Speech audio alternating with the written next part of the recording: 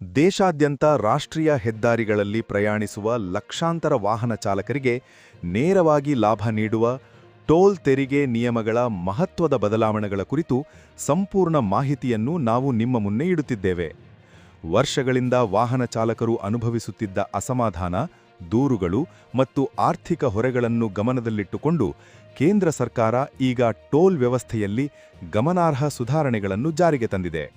ಈ ಬದಲಾವಣೆಗಳು ರಸ್ತೆ ನಿರ್ಮಾಣ ಮತ್ತು ವಿಸ್ತರಣೆ ನಡೆಯುತ್ತಿರುವ ಅವಧಿಯಲ್ಲಿ ಪ್ರಯಾಣಿಕರಿಗೆ ದೊಡ್ಡ ಮಟ್ಟದ ಪರಿಹಾರವನ್ನು ಒದಗಿಸಲಿವೆ.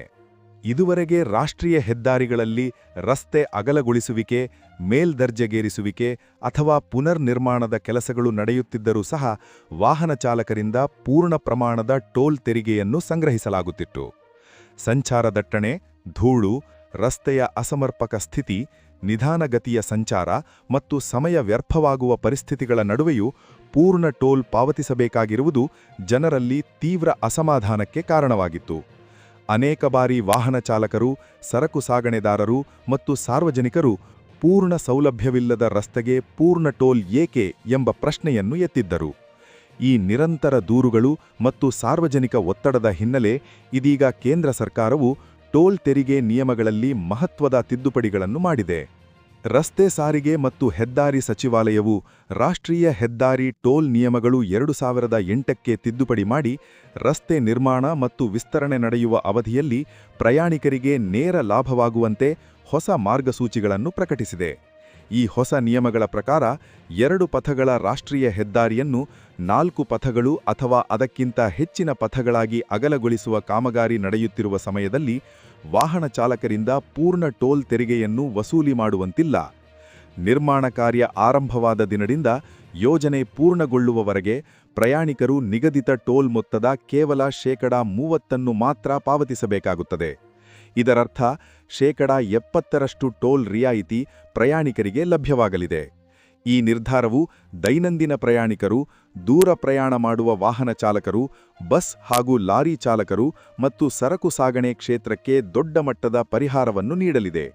ರಸ್ತೆ ನಿರ್ಮಾಣದ ಅವಧಿಯಲ್ಲಿ ಉಂಟಾಗುವ ವಿಳಂಬ, ಇಂಧನ ವ್ಯರ್ಥ, ವಾಹನದ ನಿರ್ವಹಣಾ ವೆಚ್ಚ ಮತ್ತು ಮಾನಸಿಕ ಒತ್ತಡಗಳನ್ನು ಗಮನದಲ್ಲಿಟ್ಟುಕೊಂಡು ಸರ್ಕಾರ ಈ ಕ್ರಮವನ್ನು ಕೈಗೊಂಡಿದೆ.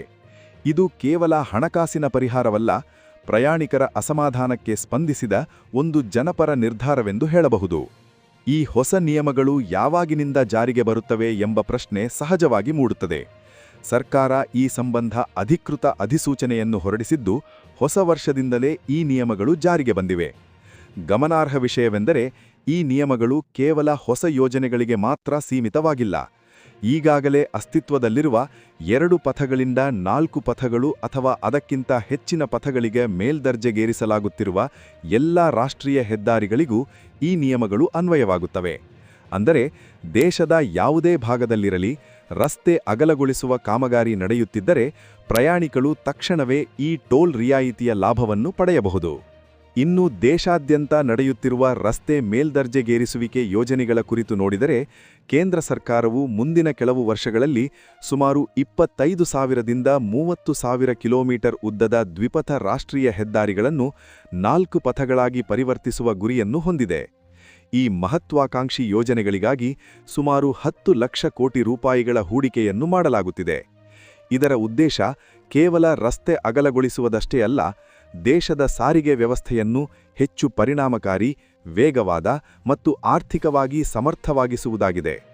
ರಾಷ್ಟ್ರೀಯ ಹೆದ್ದಾರಿಗಳಲ್ಲಿ ಸರಕು ಸಾಗಣೆಯ ಪಾಲನ್ನು ಪ್ರಸ್ತುತವಿರುವ 40ರಿಂದ 80% ಮಟ್ಟಕ್ಕೆ ಹೆಚ್ಚಿಸುವ ಗುರಿಯನ್ನು ಸರ್ಕಾರ ಹೊಂದಿದೆ. ಇದರಿಂದ ಇಂಧನ ವೆಚ್ಚ ಕಡಿಮೆಯಾಗುವುದು, ಸಮಯ ಉಳಿತಾಯವಾಗುವುದು ಮತ್ತು ಆರ್ಥಿಕ ಚಟುವಟಿಕೆಗಳು ವೇಗ ಪಡೆಯುವುದು ಎನ್ನುವ ನಿರೀಕ್ಷೆಯಿದೆ. ಇದೇ ವೇಳೆ 4 ಪಥದ ರಸ್ತೆಯನ್ನು 6 ಪಥಗಳು ಅಥವಾ 8 ಪಥಗಳಾಗಿ ಪರಿವರ್ತಿಸುವ ಸಂದರ್ಭದಲ್ಲಿಯೂ ಪ್ರಯಾಣಿಕರಿಗೆ ಪರಿಹಾರ ನೀಡುವ ವ್ಯವಸ್ಥೆಯನ್ನು ಪರಿಷ್ಕೃತ ನಿಯಮಗಳು ಒಳಗೊಂಡಿವೆ. ಇಂತಹ ಸಂದರ್ಭಗಳಲ್ಲಿ ವಾಹನ ಚಾಲಕರು ನಿಗದಿತ ಟೋಲ್ ಮೊತ್ತದ 75% ಮಾತ್ರ ಪಾವತಿಸಬೇಕಾಗುತ್ತದೆ. ಅಂದರೆ 25% ರಿಯಾಯಿತಿ ದೊರೆಯುತ್ತದೆ. ರಸ್ತೆ ಅಗಲಗೊಳಿಸುವಿಕೆ ನಡೆಯುವಾಗ ಸಂಚಾರದ ಅಡಚಣೆ, ವೇಗ ನಿಯಂತ್ರಣ ಮತ್ತು ಸುರಕ್ಷತಾ ಕ್ರಮಗಳಿಂದ ಉಂಟಾಗುವ ಅನಾನುಕೂಲತೆಗಳನ್ನು ಪರಿಗಣಿಸಿ ಈ ರಿಯಾಯಿತಿಯನ್ನು ನೀಡಲಾಗುತ್ತಿದೆ. ಇದಕ್ಕಿಂತಲೂ ಮುಂಚಿತವಾಗಿ ಜಾರಿಯಲ್ಲಿರುವ ಮತ್ತೊಂದು ಪ್ರಮುಖ ನಿಯಮವನ್ನು ಇಲ್ಲಿ ಸ್ಮರಿಸಬೇಕಾಗುತ್ತದೆ. ಯಾವುದೇ ಟೋಲ್ ರಸ್ತೆಯ ನಿರ್ಮಾಣ ವೆಚ್ಚವನ್ನು ಸಂಪೂರ್ಣವಾಗಿ ಮರುಪಡೆಯಲಾದ ನಂತರ ಆ ರಸ್ತೆಯಲ್ಲಿ ನಿಗದಿತ ಟೋಲ್ ಮೊತ್ತದ ಕೇವಲ 40% ಮಾತ್ರ ಸಂಗ್ರಹಿಸಬೇಕು ಎಂಬ ನಿಯಮ ಈಗಾಗಲೇ ಜಾರಿಯಲ್ಲಿದೆ. ಈ ನಿಯಮ ಹಲವು ಟೋಲ್ ಪ್ಲಾಜಾಗಳಲ್ಲಿ ಅನ್ವಯವಾಗುತ್ತಿದ್ದು ಸಾರ್ವಜನಿಕರಿಗೆ ದೀರ್ಘಾವಧಿಯಲ್ಲಿ ಲಾಭವನ್ನು ನೀಡುತ್ತಿದೆ. ಈಗ ಹೊಸ ತಿದ್ದುಪಡಿಗಳೊಂದಿಗೆ ರಸ್ತೆ ನಿರ್ಮಾಣದ ಅವಧಿಯಲ್ಲಿಯೂ ಪ್ರಯಾಣಿಕರಿಗೆ ಗಮನಾರ್ಹ ಪರಿಹಾರ ಸಿಗುತ್ತಿರುವುದು ಟೋಲ್ ವ್ಯವಸ್ಥೆಯಲ್ಲಿ ದೊಡ್ಡ ಸುಧಾರಣೆ ಎಂದು ಹೇಳಬಹುದು. ಸಾರಿಗೆ ತಜ್ಞರ ಅಭಿಪ್ರಾಯದಂತೆ ಈ ಹೊಸ ನಿಯಮಗಳು ದೈನಂದಿನ ಪ್ರಯಾಣಿಕರಿಗೆ ಮಾತ್ರವಲ್ಲದೆ ದೇಶದ ಆರ್ಥಿಕತೆಯ ಮೇಲೂ ಧನಾತ್ಮಕ ಪರಿಣಾಮ ಬೀರುತ್ತವೆ. ಸರಕು ಸಾಗಣೆ ವೆಚ್ಚ ಕಡಿಮೆಯಾಗುವುದರಿಂದ ವಸ್ತುಗಳ ಬೆಲೆ ಸ್ಥಿರವಾಗಲು ಸಹಾಯವಾಗುತ್ತದೆ. ಇದರಿಂದ ಗ್ರಾಹಕರ ಮೇಲಿನ ಆರ್ಥಿಕ ಒತ್ತಡವೂ ಕಡಿಮೆಯಾಗುವ ಸಾಧ್ಯತೆ ಇದೆ. ಜೊತೆಗೆ ರಸ್ತೆ ನಿರ್ಮಾಣ ಕಾರ್ಯಗಳ ಬಗ್ಗೆ ಸಾರ್ವಜನಿಕರಲ್ಲಿರುವ ನಕಾರಾತ್ಮಕ ಮನೋಭಾವ ಕೂಡ ಈ ನಿರ್ಧಾರದಿಂದ ಸ್ವಲ್ಪ ಮಟ್ಟಿಗೆ ತಗ್ಗಲಿದೆ. ಪ್ರಯಾಣಿಕರ ದೃಷ್ಟಿಯಿಂದ ನೋಡಿದರೆ ರಸ್ತೆ ಕಾಮಗಾರಿ ನಡೆಯುತ್ತಿರುವ ಅವಧಿಯಲ್ಲಿ ಪೂರ್ಣ ಟೋಲ್ ಪಾವತಿಸುವ ಅಸಮಾಧಾನ ಇನ್ನು ಮುಂದೆ ಕಡಿಮೆಯಾಗಲಿದೆ.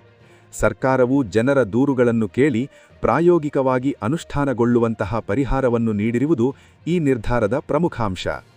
ಮುಂದಿನ ದಿನಗಳಲ್ಲಿ ಟೋಲ್ ವ್ಯವಸ್ಥೆಯಲ್ಲಿ ಇನ್ನಷ್ಟು ಪಾರದರ್ಶಕತೆ ಮತ್ತು ಜನಪರ ಸುಧಾರಣೆಗಳು ಬರಬಹುದು ಎಂಬ ನಿರೀಕ್ಷೆಯನ್ನು ಈ ಕ್ರಮ ಹುಟ್ಟಿಸಿದೆ. ಒಟ್ಟಿನಲ್ಲಿ ರಾಷ್ಟ್ರೀಯ ಹೆದ್ದಾರಿಗಳಲ್ಲಿ ಟೋಲ್ ತೆರಿಗೆ ನಿಯಮಗಳಲ್ಲಿ ಮಾಡಲಾದ ಈ ಬದಲಾವಣೆಗಳು ರಸ್ತೆ ನಿರ್ಮಾಣದ ಅವಧಿಯಲ್ಲಿ ಪ್ರಯಾಣಿಸುವ ವಾಹನ ಚಾಲಕರಿಗೆ ದೊಡ್ಡ ಮಟ್ಟದ ಆರ್ಥಿಕ ಮತ್ತು ಮಾನಸಿಕ ಪರಿಹಾರವನ್ನು ನೀಡಲಿವೆ. ಸಂಚಾರದ ಅಡಚಣೆ ಮತ್ತು ಅನಾನುಕೂಲತೆಗಳ ನಡುವೆಯೂ ಪೂರ್ಣ ಟೋಲ್ ಪಾವತಿಸುವ ವ್ಯವಸ್ಥೆಗೆ ಇದು ಅಂತ್ಯ ಹಾಕುವ ದಿಕ್ಕಿನಲ್ಲಿ ಒಂದು ಮಹತ್ವದ ಹೆಜ್ಜೆಯಾಗಿದೆ. ಸರ್ಕಾರದ ಈ ನಿರ್ಧಾರವನ್ನು ಜನಪರ, ಪ್ರಯಾಣಿಕ ಸ್ನೇಹಿ ಮತ್ತು ದೀರ್ಘಾವಧಿಯಲ್ಲಿ ದೇಶದ ಸಾರಿಗೆ ವ್ಯವಸ್ಥೆಯನ್ನು ಬಲಪಡಿಸುವ ಕ್ರಮವೆಂದು ವಿಶ್ಲೇಷಕರು ಅಭಿಪ್ರಾಯಪಟ್ಟಿದ್ದಾರೆ. ಇಂತಹ ಮಹತ್ವದ ಸರ್ಕಾರಿ ನಿರ್ಧಾರಗಳು ರಸ್ತೆ, ಸಾರಿಗೆ ಮತ್ತು ಸಾರ್ವಜನಿಕ ಹಿತಾಸಕ್ತಿಗೆ ಸಂಬಂಧಿಸಿದ ಎಲ್ಲ ಅಪ್ಡೇಟ್ಗಳನ್ನು ನಿಖರವಾಗಿ ಮತ್ತು ವಿವರವಾಗಿ ನಿಮ್ಮ ಮುಂದೆ ತಲುಪಿಸುವುದೇ ನ್ಯೂಸ್ ಫಾರ್ ಕರ್ನಾಟಕದ ಉದ್ದೇಶ. ಮುಂದಿನ ದಿನಗಳಲ್ಲಿ ಟೋಲ್ ವ್ಯವಸ್ಥೆ, ರಾಷ್ಟ್ರೀಯ ಹೆದ್ದಾರಿ ಯೋಜನೆಗಳು ಮತ್ತು ಸಾರಿಗೆ ಕ್ಷೇತ್ರದ ಇನ್ನಷ್ಟು ಮಹತ್ವದ ಸುದ್ದಿಗಳನ್ನು ನಾವು ನಿಮಗೆ ನಿರಂತರವಾಗಿ ನೀಡುತ್ತೇವೆ. ಈ ಮಾಹಿತಿ ನಿಮಗೆ ಉಪಯುಕ್ತವಾಗಿದೆ ಎಂದು ನಾವು ಭಾವಿಸುತ್ತೇವೆ. ಈ ವಿಡಿಯೋವನ್ನು ನಿಮ್ಮ ಸ್ನೇಹಿತರು, ಕುಟುಂಬದವರು ಮತ್ತು ವಾಹನ ಚಾಲಕರೊಂದಿಗೆ ಹಂಚಿಕೊಳ್ಳಿ. ಇನ್ನಷ್ಟು ಬ್ರೇಕಿಂಗ್ ನ್ಯೂಸ್ ಮತ್ತು ವಿವರವಾದ ರಿಪೋರ್ಟ್ಗಳಿಗಾಗಿ ನ್ಯೂಸ್ ಫಾರ್ ಕರ್ನಾಟಕದ ಜೊತೆ ಸದಾ ಇರಿ. ಧನ್ಯವಾದಗಳು.